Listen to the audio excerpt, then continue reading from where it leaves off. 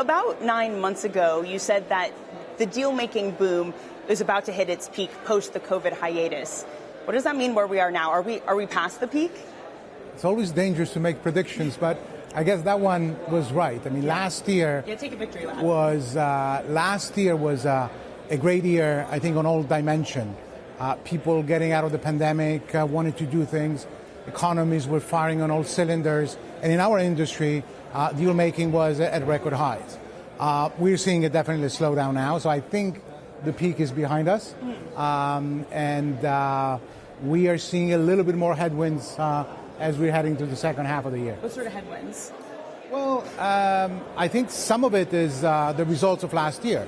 I mean, the economy was so strong and much stronger than the capacity. And some of the issues we're facing today, all of those disruptions in the supply chain, clearly they had external factors, but it was because demand was so strong. Now we're having, inflations and things. Clearly the war, a few hundred miles from here, especially in Europe, we feel the pain. And I feel that consumer spend is going to be under pressure. Wages are not increasing that much. Yeah. You're filling the tank in your car, it costs more, paying the bills. I think we'll feel the pinch. Well, on the consumer point, because we have to point out you're wearing some marvelous Golden Goose shoes today. You've also, of course, advised Carlyle on not just that deal, but Moncler as well. What does that environment where the consumer is hesitant mean for these branded retail names? Well, we have a view that strong brands will continue to thrive and do well over the medium term.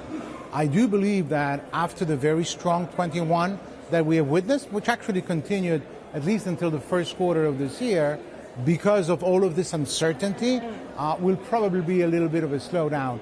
I don't know if it's going to be a recession, but certainly the rates of growth that we have seen, I don't think it can be sustained. And what we expect to see is what we've seen in previous cycle. Stronger brands tend to do much better than the others. And so you will see a pretty big divergence in outcome depending on the strength of some of those brands. It feels like a precarious time if we had this deal-making boom and now there are concerns about the economy. Do you see any areas of this industry of private equity that you worry about, that it feels like there are some cracks emerging? Well, as you know, it's always easy with hindsight, but every time you overdo it, and if you listen last year, this whole investment in the tech world that I think contributed to this bubble that burst. And so, I think that is an area that still has to go through an adjustment. We've seen it in the public market. Not sure it's over, so I think we'll see.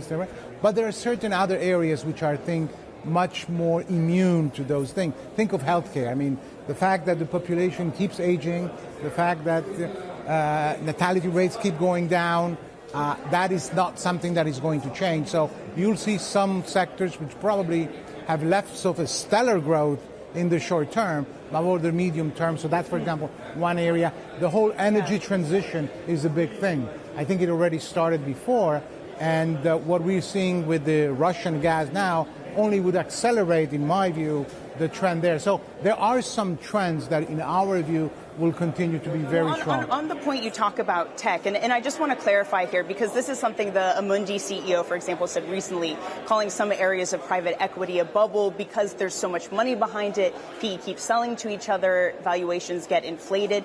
Do you see the problem that acute, or is it just specific areas you're talking about?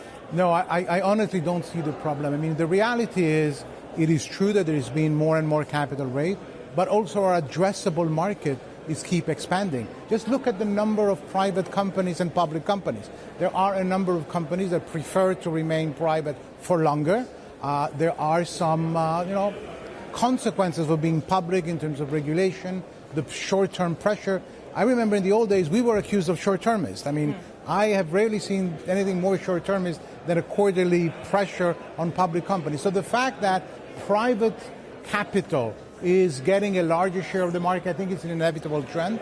There is still a long way to go, so I'm not concerned about that.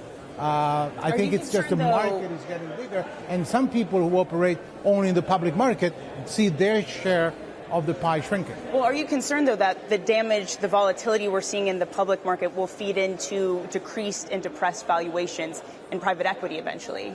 Well, clearly the macro environment in general and the public market is an important benchmark. So I do believe that we will see an adjustment in valuation in the private market. There is usually a lag between the public market and the private market. How bad do you think it would be? Well, in certain sectors, it will be big time. We've seen the more techie exposed, where the adjustment has been pretty dramatic. If I have to say, on average, I would say one turn of EBITDA for a normal business in terms of adjustment. It's something that we expect, and this is what we are pricing in now. I mean, we are still deploying capital. I mean, we are paid to deploy capital. We're just about at time, so I quickly want to get just where are you deploying capital in just 10 seconds? Where's the attractive area for you? Well, as I'm mentioning, we need to deploy capital on a constant basis. Now, you do different type of things. Today, clearly, we try to position ourselves on those large, longer secular trends and less, short-term volatility. So healthcare is clearly one sector, energy transition another sector, things that have a long tailwind.